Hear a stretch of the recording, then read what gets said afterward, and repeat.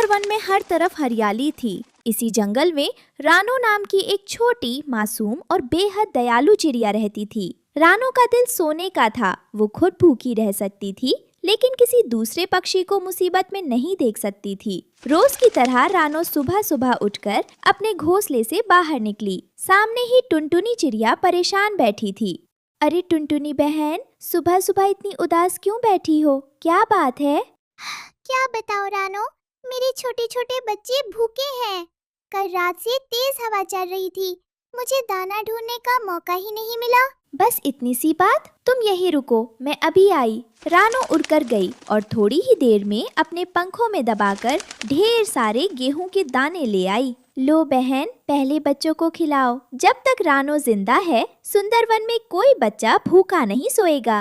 रानो, तुम सच में इस जंगल का फरिश्ता हो। भगवान करे तुम्हारी चहचहाहट हमेशा बनी रहे। लेकिन सुंदरवन की इस खुशहाली को किसी की बुरी नजर लगने वाली थी।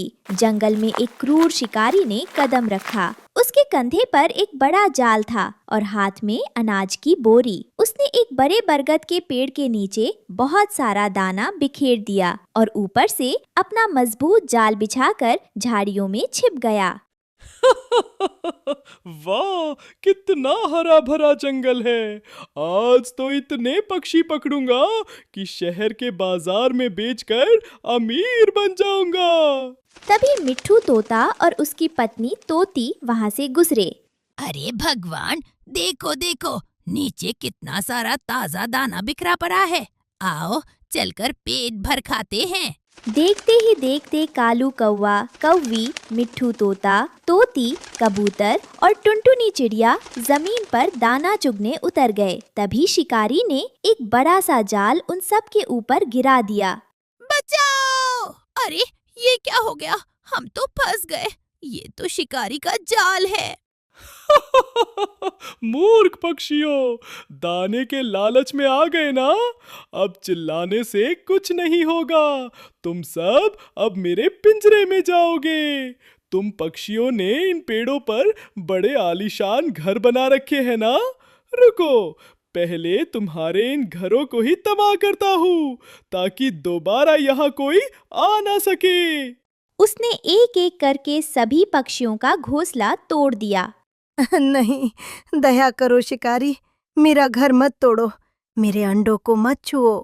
सारे पक्षी जाल के अंदर बेबस होकर रो रहे थे। तभी रानो चिड़िया उधर से गुजरी। जब उसने जमीन पर बिखरे हुए घोंसले और जाल में फंसे अपने दोस्तों को देखा तो उसके पैर तले जमीन खिसक गई। हे भगवान, ये क्या अनर्थ हो गया? सब के सब जाल में फंसे हैं और इनके घर तो मिट चुके हैं। वो एक पेड़ की ऊंची डाल पर छिप गई। उसने देखा कि शिकारी बहुत थक गया था। अरे, अभी दोपहर की धूप तेज है, थोड़ी देर सो लेता हूँ। शाम को इन सब को लेकर शहर निकलूंगा। जैसे ही शिकारी की खर्राटे गूंजने लगे, रानो पेड़ से नीचे उतरी। रो मत भाइयों, चुप रहो, वरना शिकारी जाग जाएगा। मैं तुम्हें यहाँ से जरूर निकालूंगी। रानो बहन, तुम यहाँ से भाग जाओ। ये शिकारी बहुत दुष्ट है, तुम्हें भी पकड़ लेगा। मैं अपने परिवार को मुसीबत में छोड़कर भाग जाऊं? ऐसा कभी नहीं होगा। तुम सब बस भगवान पर भरोसा रखो। मैं अभी आती हूँ। रानो तेजी से उड़कर अपने सबसे पक्के दोस्त चीकू चूहे के पास पहुंची, जो जमीन के अंदर एक बिल में रहता था। चीकू भैया, जल्दी बाहर आओ, बहुत अनर्थ हो गया है। क्या हुआ रानो बहन, तुम इतनी हाफ क्यों रही हो? चीकू भैया, शिकारी ने हमारे जंगल के सभी पक्षियों को जाल में पकड़ लिया है। उनके घर भी तोड़ दिए हैं। अगर तुमने अभी मदद नहीं की तो वो उन्हें शहर ले जाकर बेच देगा। प्लीज मेरे साथ चलो। उस शिकारी की इतनी हिम्मत! चलो रानो बहन, मेरी पैनी कुल्हाड़ी जैसे दांत किस दिन काम आएंगे। अभी चलकर उस जाल की धज्जियां उड़ाता हूँ। रानो और चीकू चुपके से सोते हुए शिकारी के पास पहुँचे। चीकू भैया, वो देखो, जाल की मुख्य रस्सी, उसे काट दो। तुम फिक्र मत करो रानो बहन, बस 2 मिनट रुको। चीकू चूहे ने फुर्ती से जाल पर चढ़कर अपने नुकीले दांतों से रस्सी को कुतरना शुरू कर दिया। लो रानो बहन, जाल कट गया, सब आजाद हो। पक्षियों भाइयों, कोई शोर नहीं करेगा। धीरे से जाल से बाहर निकलो और बिना आवाज किए आसमान की तरफ उड़ जाओ। चलो जल्दी करो।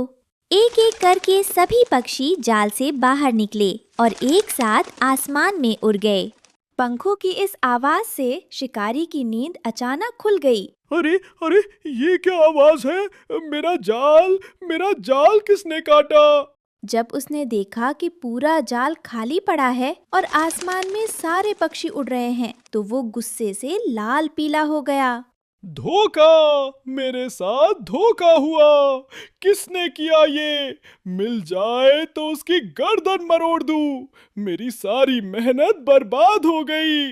वो गुस्से में जंगल से बाहर भाग गया। शिकारी तो चला गया, लेकिन पक्षियों के सामने अब एक पहाड़ जैसी मुसीबत खड़ी थी। हम आजाद तो हो गए रानो, लेकिन अब हम रहेंगे कहाँ? मेरा सुंदर घोंसला टूट गया। आज रात मेरे बच्चे खुले आसमान के नीचे कैसे सोएंगे? सब चुप हो जाओ। रोने से टूटे हुए घर वापस नहीं आएंगे। संकट बड़ा है तो हमारी एकता भी बड़ी होनी चाहिए। हम अलग अलग घोंसला नहीं बनाएंगे। हम सब मिलकर एक ऐसा घर बनाएंगे जो इस जंगल में किसी ने नहीं देखा होगा। हम सब मिलकर एक 3 मंजिला घास का घर बनाएंगे। एक ही छत के नीचे हम सब एक बड़े परिवार की तरह रहेंगे।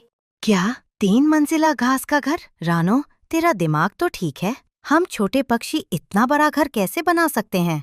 कालू भैया, अगर एक एक तिनका मिलाया जाए तो पहाड़ बन सकता है। अगर हम सब अपनी ताकत जोड़ दें तो कुछ भी असंभव नहीं है।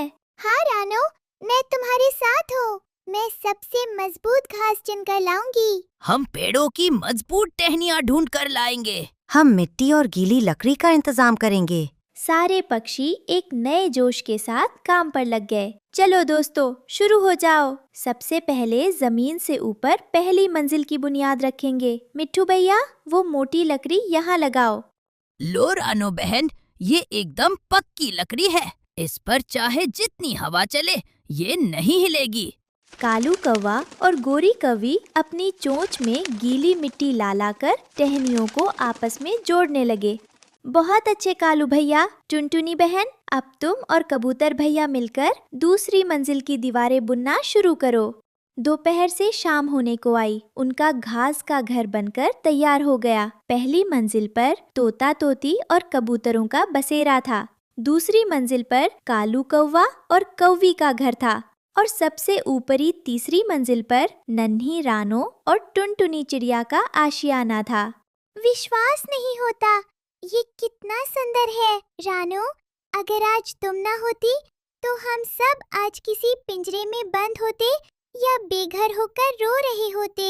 हाँ रानो, मुझे माफ कर देना।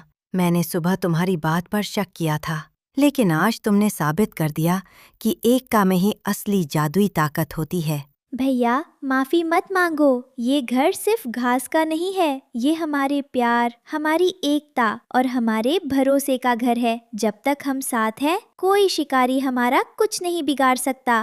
रात के अंधेरे में वो 3 मंजिला घास का घर जुगनुओं की रोशनी से जगमगा रहा था।